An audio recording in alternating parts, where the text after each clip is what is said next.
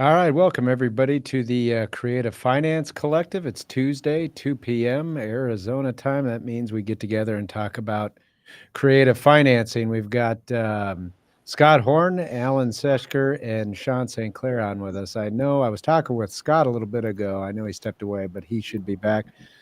How's everybody doing? How are you doing, Alan? All right, welcome everybody. Doing well, doing well. I've come armed with questions and such, though. Oh, man. Armed and dangerous, or No danger. Okay. and by the way, Alan, I owe you a phone call after this little podcast. All right, that's a good deal. I apparently got scheduled for another little presentation I'll be driving to, but give me a holler. Yeah. So what are these questions? I'm dying to know. Well, and maybe it's easy for you smart guys, but we had a trust. Someone purchased assumption via trust. So they own their property, and then they just went ahead and were going to sell the beneficiary interest of that trust the way that everyone knows they do. And then I went to go paper it up, and I was like, well, don't we want a note and deed of trust? And if we want a note and deed of trust, then is the first trustee signing off, or is the replacement trustee signing off? And so I started getting to these pretty deep little rabbit holes. And so I thought, well, gosh, these smart people might be able to help me. Susan. All right. No, I'm doing that. It's on camera. Well, is there a so where have you run into a hitch other than it's just gotten complicated? So hey, Alan, hang on. Let me get my head straight. Walk me through that one more time so I can listen again. So someone acquired a property via, a trust. So they wrapped it into a trust. So is it a wrap loan into a trust or a subto into a trust? Well, they're the exact same thing, Scott. Not necessarily. Is it a mirror wrap or is it a subto? Now, if you call it mirror wrap, then I will say that's a subto, and that's the same as a wrap. But is it a new note and deed of trust, or is it just a deed with maybe a performance deed of trust? We've gone through this before. I draft up a set of mortgage wrap documents for my subtos and for my wraps. Okay, so you did that into the trust, or someone did. Yeah, so they brought us a trust, and there was a bunch of stuff messed up about it and this, that, and the other, but that's not. So they said they don't want to sell the property to the end buyer. They just want to assign the beneficiary interest. Okay. And so if all I did was assign the beneficiary interest, and it didn't have a note and deed of trust when it came there because the silly people didn't draft that up for the subto, then all I've done is just assign that interest, and the investor seller can't recover the property unless they can go and foreclose, right? You're exactly right. So I needed my note and my deed of trust and other wrap docs drafted up. But the buyer is who? Let's start with that. The payor on the note is the trust. Well, are you going to do a sale of the beneficial interest? And so you can either transfer the beneficial. I'm going to let Sean help out here too in a minute. He's Mr. Trust Guru. But you can either assign the beneficial interest, option one, right? In which case you're the investor who is the current owner of the trust would have no recourse. He gets his fee and he's done, right? Right. So that's one option. But that's not an option because he has no recourse if they default. He could put a second lien on the property for his between you assign the trust to the investor and then provide a second lien to the trust. So who's the payor on the promissory note?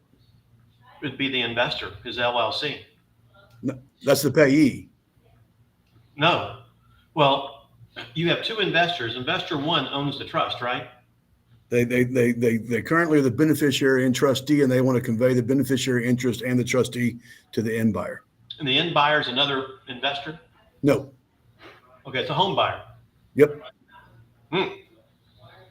I would not be a big fan of doing a a second lien in that case, unless he's a licensed second lien lender. I just don't want to even broach that topic. I want to stay away from that.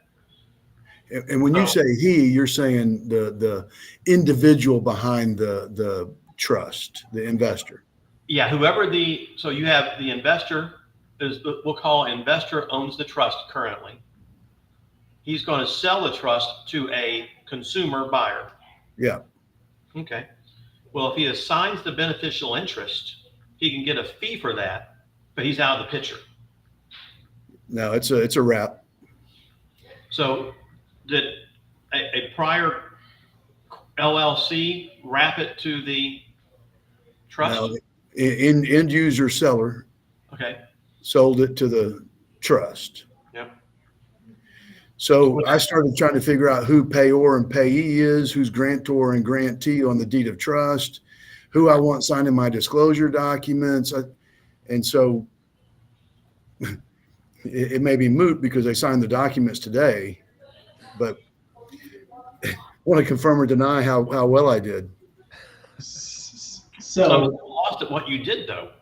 What you now putting Dodd-Frank, Safe Act, all that aside, right? I mean, we can, and Scott actually is, he's kind of the guru on that. So I'll let him speak to whether or not this would work under those laws. But what you could have done, if the trust is the record title holder of the property, I would have had the trust prior to closing give a note and deed of trust to the investors LLC, who would then be the lender.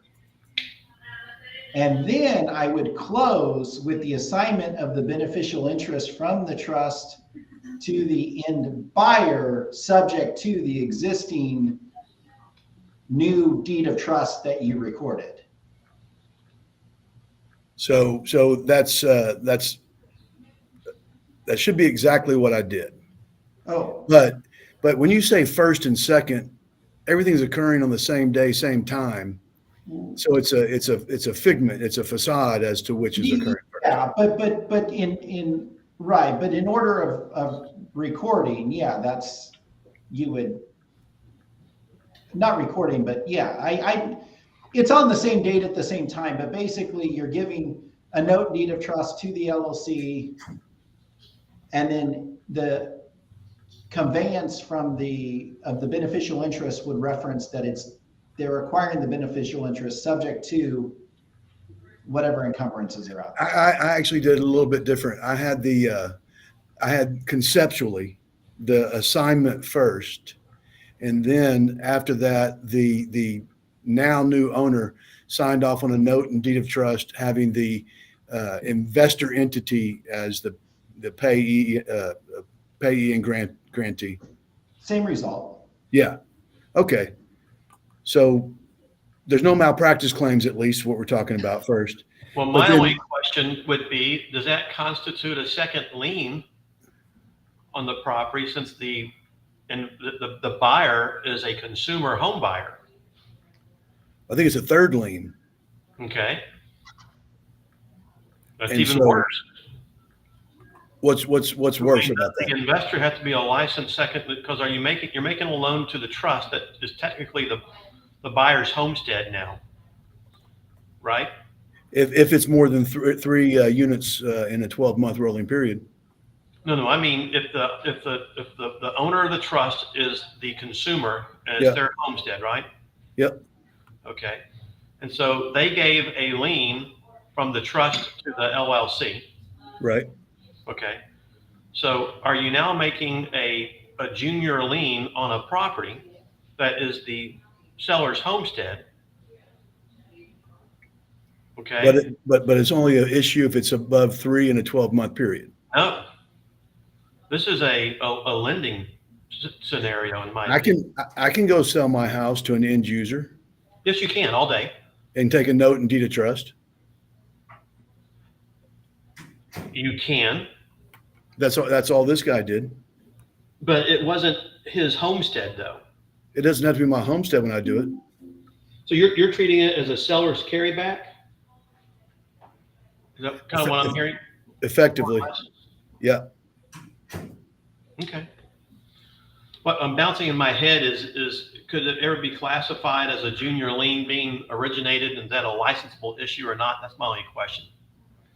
But that you're under Dodd-Frank, Senate Bill 43 and all the others, you get 3 de minimis. Nothing to do with that at all. You know, if you are a home equity lender, you've got to be licensed to do that, right? Right. If you are going to provide a second lien to a consumer, you have to hold a second lien license to do that. But that's if you're providing dollars for that second lien, not selling your property. It ends up just happen to be positioned as a second lien. Yeah. Well, I hear your argument, and I think you're probably right, Alan.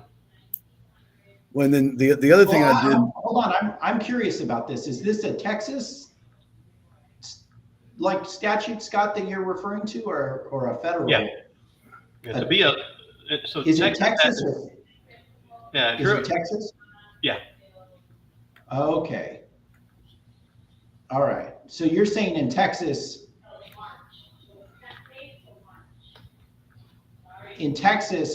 do you, if an LLC owns real estate and they're say only doing 3, consistent with Dodd-Frank, they're only doing 3 every rolling 12-month period, and it's a sell to a homestead buyer with a second position seller carried? No issue.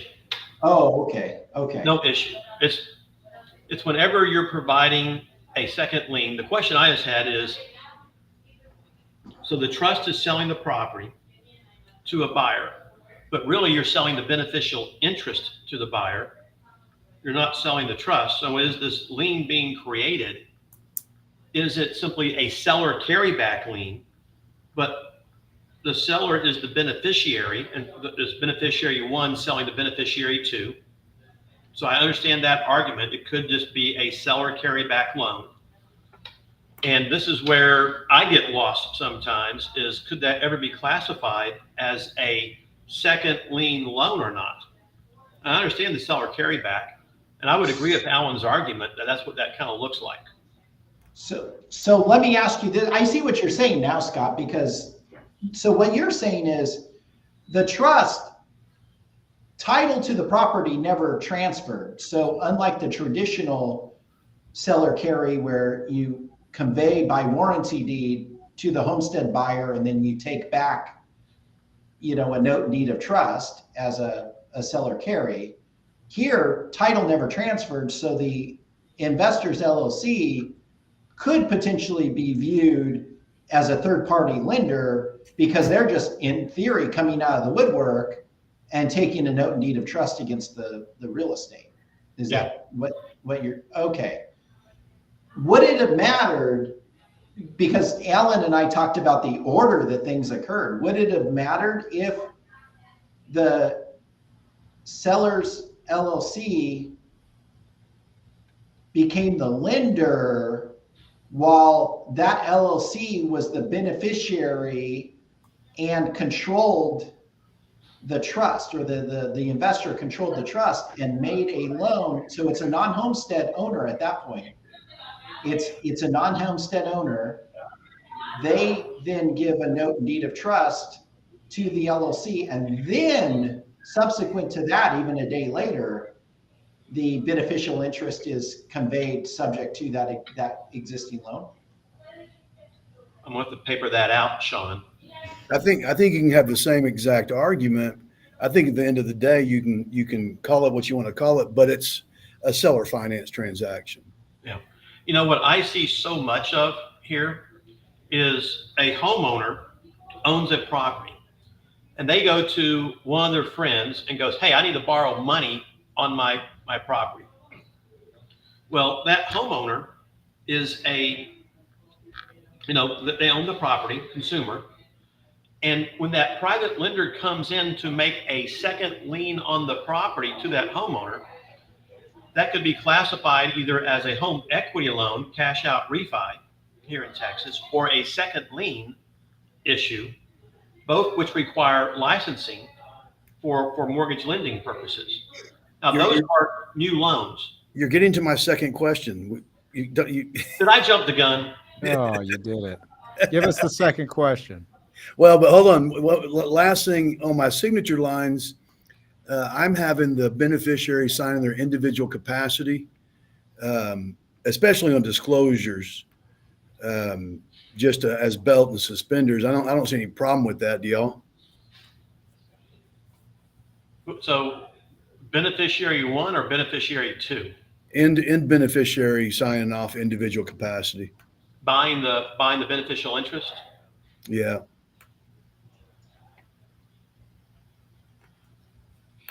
Did they already purchase the trust though? The beneficial interest?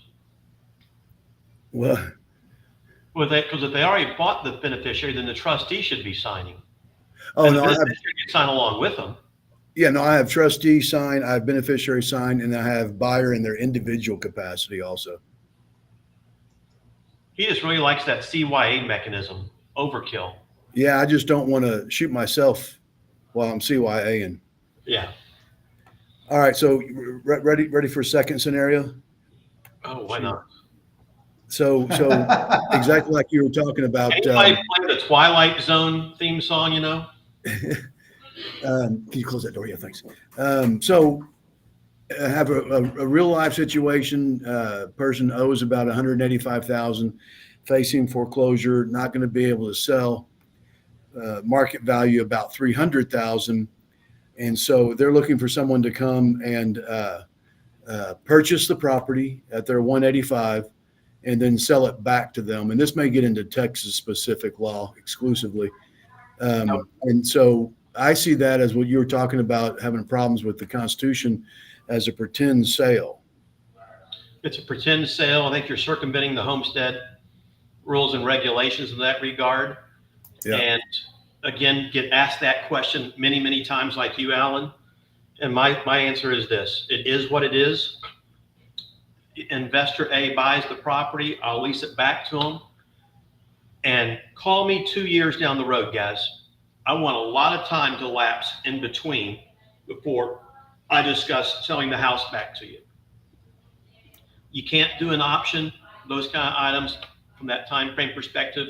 It's a handshake deal, in my opinion. So you don't get a pretend sale, so you don't circumvent the Homestead Act, and you move on.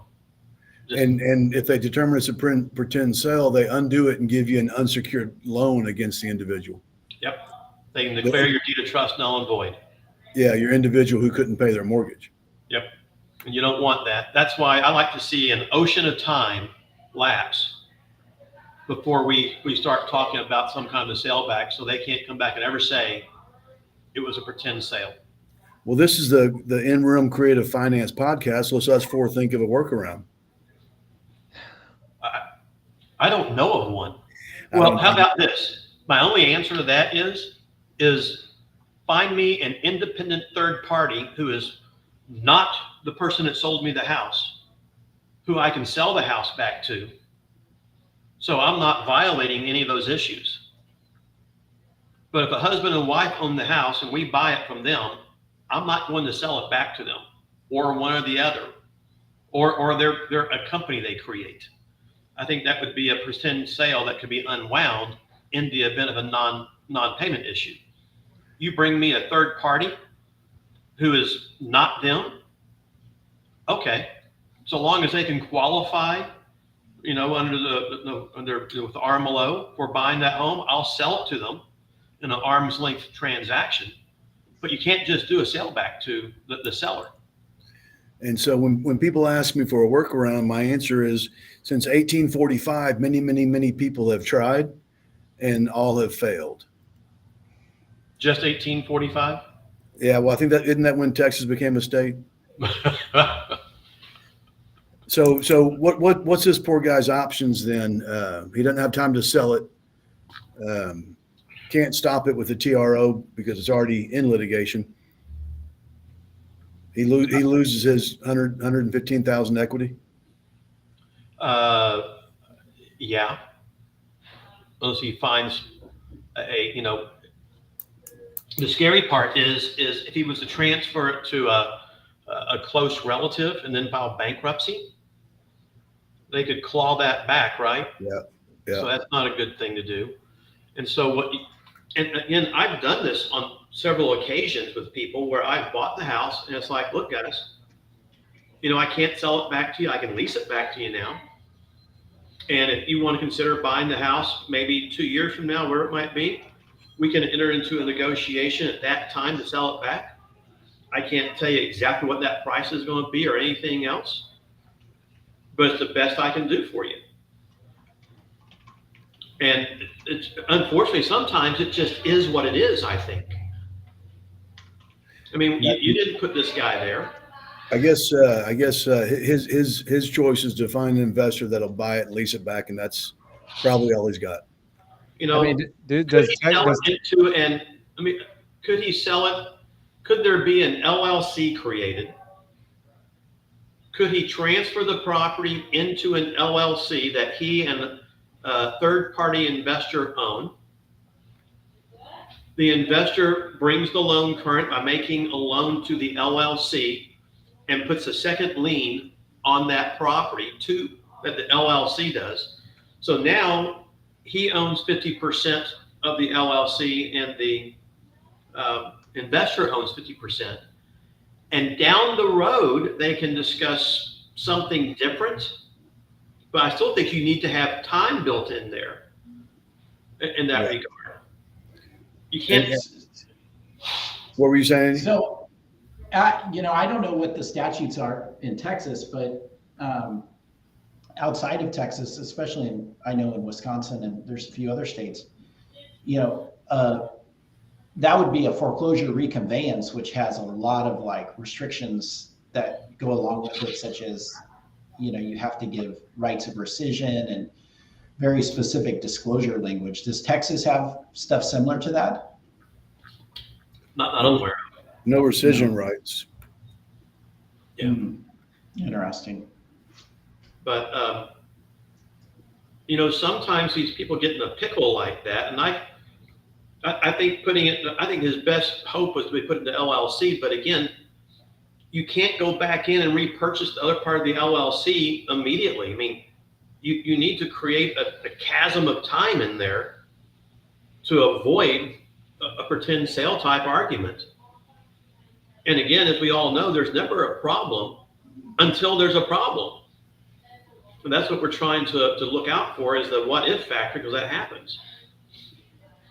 Yeah. And you can't, just because you want your cake and eat it too, sometimes you don't get a chance to have it that way.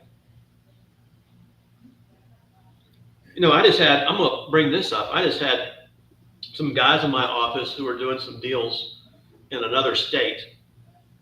And it was this exact same scenario, more or less. But theirs was from a lending situation where they were lending money to an investor to make a substantial down payment on a property. Large number. And then they were going to become a partial small owner of the investor's LLC. And of course, the investor is getting a DSCR loan. So what the DSCR lender knows is that there's a $500,000 down payment coming into play in this thing. But is it really the borrower's money? No. He's borrowing that money. Well, is that being disclosed to the lender or not? Probably not. And after the whole thing is done, the person who's selling the property is going to buy this note from the investor who put this second lien on the property and buy him out of the deal completely. And he gives up his LLC position. My comment is, all this is a seller carryback being undisclosed to the lender in this roundabout mechanism. When all you got to do is go back to the subprime era, when people did all this kind of funky stuff and all the lawsuits that arose out of it. Because if there ever is a foreclosure that comes up and they investigate all this, are you part of that ruse to defraud the lender who is thinking that their borrower is putting down this large 20% down payment? I just said, run. Or if you're going to do it, legitimatize it where you become an owner of this LLC in perpetuity and you buy into it for a certain amount of money and own it. but you just can't play these games. There's too many issues out there that can arise. But everybody wants to make, it's the greed factor that gets incorporated in these kind of things. Your guy's not greedy. He's just in a bad position, Alan. Well, and not caused by him either. The middle guy, investor, didn't educate seller well enough, and so seller started causing a stink with their mortgage company, and then the mortgage company advanced kind of under the due on sale clause, and so guy was making his payments. He's an innocent third party. He just didn't understand that the wrap transaction he was buying. Well, so the only thing I can come up with is the forming the independent LLC where he and an investor become owners of that LLC to some reasonable percentage, and the investor puts the money up to bring the loan current. But if you do that, I mean, on a due on sale issue, are they still going to call it due again down the road? Or maybe you put it into a trust in some format, subject to Sean's blessing over here, where they have joint beneficial ownership in some format.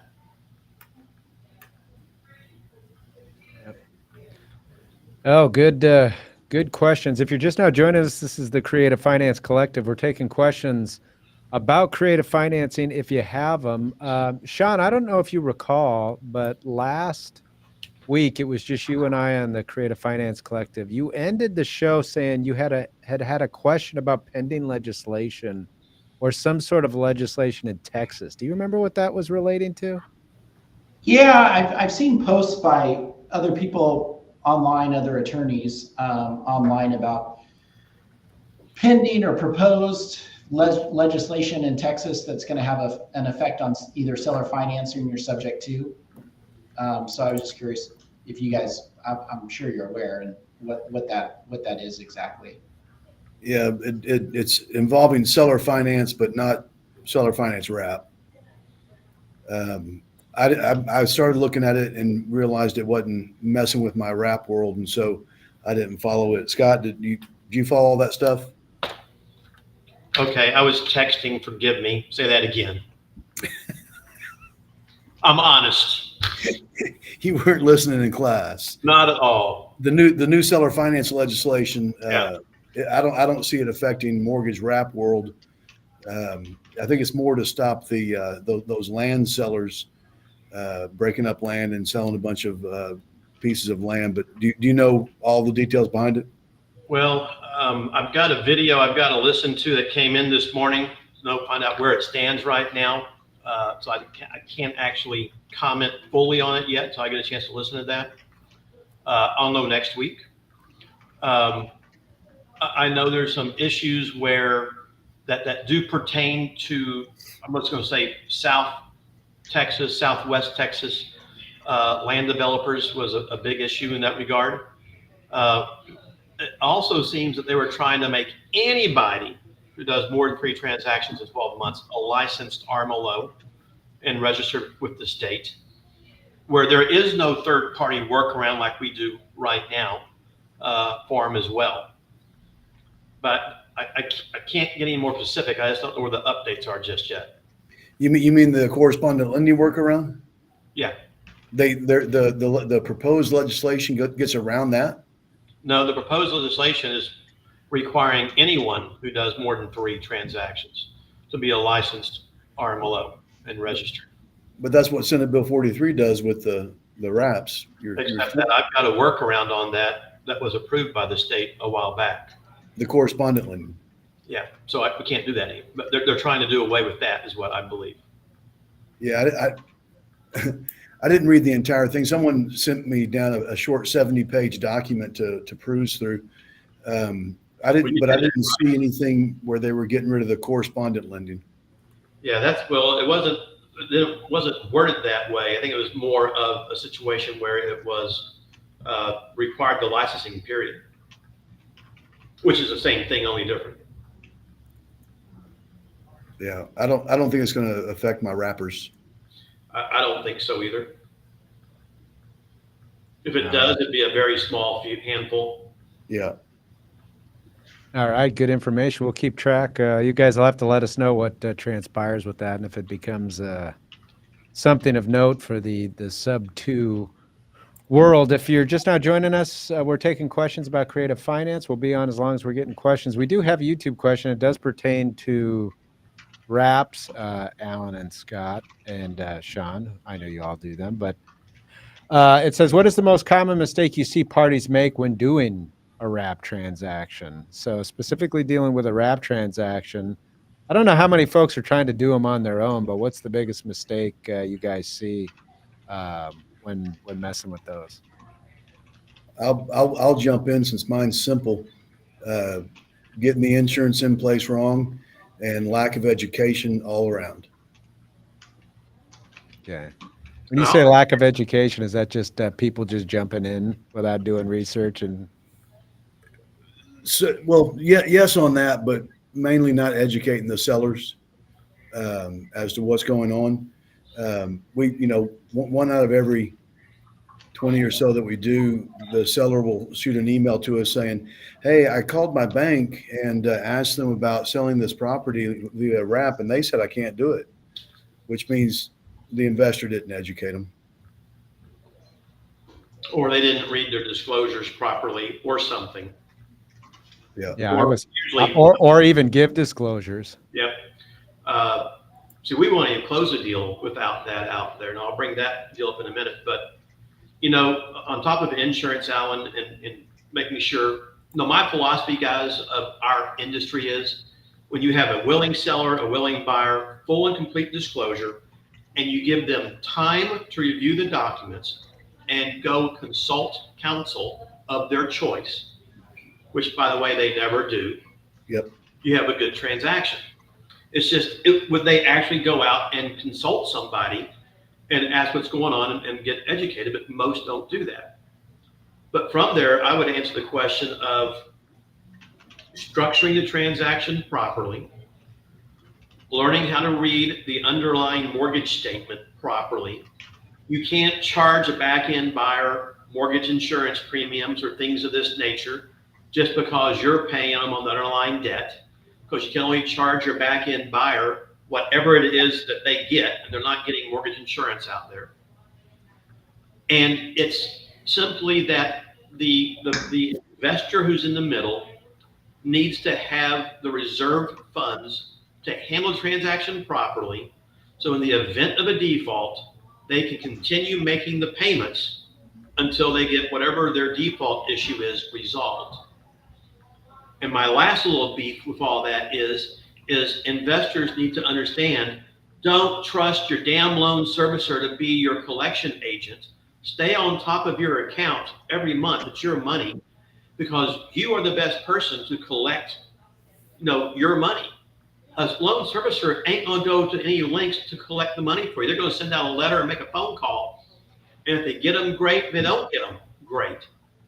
Go out there, be proactive, collect your money, stay on top of your deal, keep that first lien serviced and paid current, and be smart so that if there is a default, move on it quickly so you can regain the ownership of the property and reload it and move forward. But I see so many investors who don't do that. If their wraparound borrower doesn't pay, poof, they don't make the payment to the first lien holder. And that's not what they bought this house for in most situations. So there's the one most common mistake for it. Yeah. I had a guy, this was last week, I was asked to give him a call. He was trying to close a deal with us. And I called him up, and he was trying, it's just like they don't know what they don't know. He was trying to assign a sub-2 contract. Okay, that's pretty easy to do, right? An assignment of contract, proper verbiage, assign it, move on. The only problem is he took a deed to the property and recorded it. Oh yeah. And he did it because he was afraid the seller was going to go do something where it might be. And my first question I asked him was, did you close in a law firm or a title company? No. He did it at the kitchen tabletop. And so, of course, the first question you always ask yourself is, here in Texas, is that a void transaction or not? You know, there's an exclusion in our Senate Bill 43 out there for a seller's homestead being sold. But we still tell everybody to err on the side of caution. Then I said, my friend, you can't assign that the property anymore. You own the property. Now you got to sell it to your investor. And I said, now you have a whole different set of disclosures. You have to do a contract. Now our Texas underlying lien and Texas Finance Code disclosures come into play. Even an investor selling to an investor. And I said, you need to go through these disclosures and take care of all. And he goes, well, can I still sell it in 2 days? And I said, well, your buyer can back out for any reason within 7 days because of the underlying lien. I said, we can close it for you. We just won't fund it. And if you want us to fund it, I want a full and complete indemnity from both parties so that you don't look to us for money that buyer wants to back out of a deal. But he had no idea about any of this. None of the rules and regulations that have been in place since 2016, but he's saying he's a big player in the business. I'm going, you've got to be kidding me. And why couldn't you just deed it back to the seller, unwind that portion of it, then go and have that sale? That was one of the options, by the way, we gave. And I think we've done something similar to that. yeah, it's just a workaround. But it was the fact that they didn't know that you can't assign something that you already bought the property with.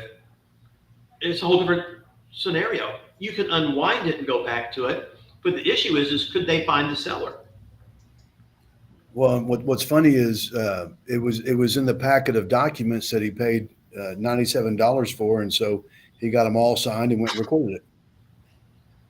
Absolutely right. Yeah, that's funny. But you know, guys, you see that stuff, and for the audience out there, so many times, right? That, and here in Texas, guys, I mean, we've been preaching this stuff since 2012, 2013, and they put the property code stuff in effect in 16, I think. And this is nothing new. I mean, it's out there everywhere. But I'm still amazed at how many people don't know it. And they just keep going on, and they haven't stopped to ask a lawyer anything. One of the comments I got back was, well, why didn't y'all tell me I needed this stuff when I first brought you the contract? I went, my friend, you brought a contract to a title company to ask us to open title and handle a closing. We didn't even know what you had until we got title in and reviewed it to find out there was a deed. Well, why didn't you tell me their disclosures? I went, my title office isn't there to tell you necessarily what you're doing right or wrong. They're not lawyers. As the investor, you're supposed to know what to do and follow the rules and regulations because you're the one that has the risk on it. Well, my other title companies don't do this and don't tell me that. It's like, well, maybe you're closing at the wrong place, dude. It's just, I mean, it's comical sometimes. We have we've got a question from a Facebook user. What are the risks and exposures to an investor who takes subto without securing the seller with I think it's with a deed of trust? Yeah, that's a all-inclusive deed of trust. So it's just a deed of trust back to the seller. Okay. Yeah, all inclusive. I see that. My eyesight's bad from here. What do you think? Maybe glasses next time we're there. Yeah. Who wants to volunteer? If they're talking about, well, I don't know what they're talking about. Well, what they're talking about is when an investor buys a property subject to the underlying debt, they take a deed only, no vendor's lien, no deed of trust back to the seller. What's the risk in doing that? You get with an office that tells you can't do that, and we're going to draft up a whole set of loan documents for your sub-twos. Well, by the way, I agree with you, Alan, 100% on that. And That's the risk. Yeah, the risk factor though is this real life scenarios where a lady sold her house to an investor. This was a house over in Fort Worth, and the guy closed it into a land trust. There was a special warranty deed only, no vendor's lien in the deed, no deed of trust back to the seller. Investor one sold the land trust to investor two. Investor two rented the house out, pocketed all the money, never paid the underlying debt. House goes to foreclosure. Seller is not paying attention and finds out about it 3 weeks, 4 weeks before the foreclosure is coming up. The deal had a lot of equity in it, but the problem is the trust owned the property. No one knew who investor two was or who the trustee was that had been changed because there had been no communication back to the seller. And the seller had no way to foreclose on the property, to regain the home, to bring that loan current and still foreclose and protect herself. The only way she could have gotten the property back was through a lawsuit that would take months and months and a lot of money to get there. And that's your risk when you do that, is the moment you mess up, an investor who does that without giving the seller back a security instrument risks a lawsuit in the event of a default. Not a foreclosure where maybe the seller only gets the house back without any damages to the investor. But if there's a default and that seller is going to pursue regaining their home, the moment that a lawyer, because you guys are expensive, files a lawsuit to regain ownership, you're writing a big check just to get out of that thing. I think anyone that walks into a courtroom and says, yeah, I bought their property, but I just got a naked subto, a all-inclusive deed. I think once the judge or jury understands what went on, they lose. Oh yeah, I totally agree with that. But there are people out there, Alan, who do things like that and draft those documents like that. Yeah. You and I know who that is. It's just a problem until it's a problem. Mm-hmm. It's not a problem until it's a problem. Well, and the investors think it's how they protect themselves, and it really isn't. Oh, no. I don't have a problem in doing that. I just came up there a day in title where the husband and wife had passed away. The heirs were selling the house subject to the first lien. Okay, I get it. There's some things you need to do to make sure you can have proper communication with the lender, etc. And my point to them was, guys, unless you want to have the option to regain ownership of the property in the event of a default, do you want to carry back a deed of trust as one of the heirs? Because they don't have any liability, in that situation where mom and dad were the borrowers and they're just the heirs. At least they don't have that liability, here in Texas.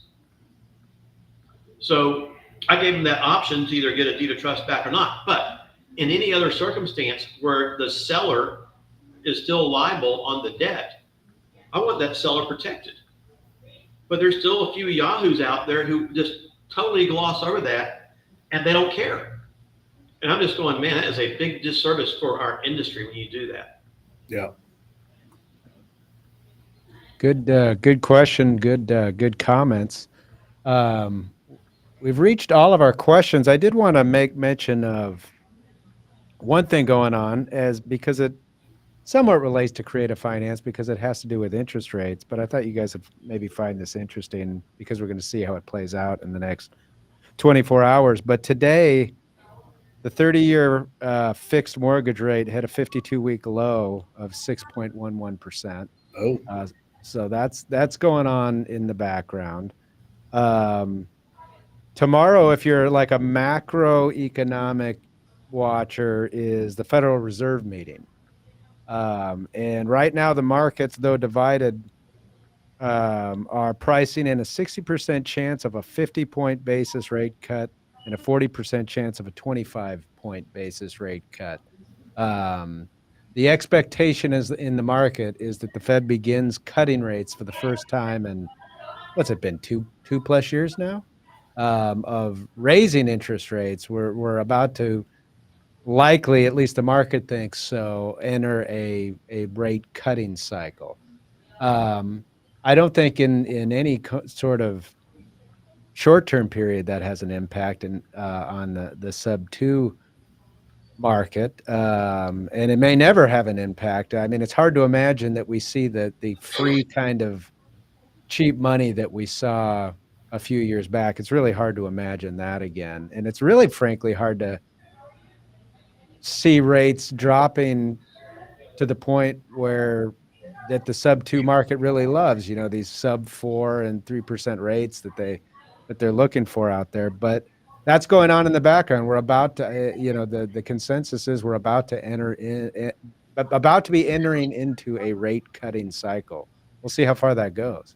No, I look at that and go, rates went up so fast, so short. It's reasonable for the prime to come down a little bit. Yeah. Is it going to be some huge drop, or over time down to back to where, as you said, where we were? No way. Our economy cannot, allow that. It can't support that. No. It's been so low for so long and so, preventive from coming back up like it should have done years and years and years ago, back to a reasonable level that helps the economy. But will it go down a quarter or a half or maybe a point over the next year or so? Yeah. Is it going to be some huge amount? No. Yeah. I think it's Yeah, just I think that's right, Scott. Not only that, there was same person who posted some of this information I was reviewing. One of the big lenders in part of their projections had projected by the end of the year, given some rate cuts, that you might see high fives. But given high fives, we've almost, if that's the case, we've almost seen the bulk of the movement in the average interest rate. We're getting close to the high fives as it is. But I go back, guys, to when I bought my current home, and I had like an 8.5% rate, which I thought was great at the time. And then rates dropped. I went and refinanced, paid some fees for a buyout, got 6. Then I went and bought it down again later on to 4. But no, today there's so many people out there in our industry who they have never been in the investment world where rates are normalized somewhere between that 6, 7, 8% range. That is not outlandish out there. But no one's used to it. They're all used to this underinflated value. Well, I totally agree with that. I mean, the first interest rate I had on my first home was 6%. I thought it was good, and it was fine. It wasn't even points, Scott. The history of interest rates, we're not even close to highs. Not anywhere even close to it. And over the course of that history, we'd probably be considered pretty low. The problem we have right now, it's just coupled with, no reduction in the price of real estate. Real estate's only just gotten more unaffordable at the same time of interest rates going up. My 6% interest that I had on my first home, didn't seem that expensive because it was $140,000 or $120,000 home. Now you can't even.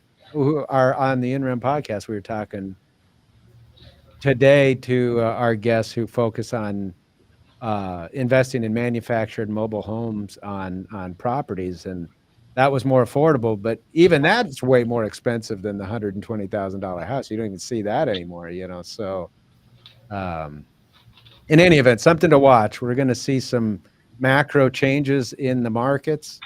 That's going to play out over the course of months and years, likely. But we're about to, I think, see, at least the market thinks, we're about to see kind of a change in the cycle. So we'll see where that takes us. Yeah. I agree. All right, guys. Well, we got a lot of good questions. Lots of good discussion. Thanks for joining us. Not a problem. Alan, I'll buzz you shortly, my friend. Okay, good deal. I appreciate it, guys. Thanks.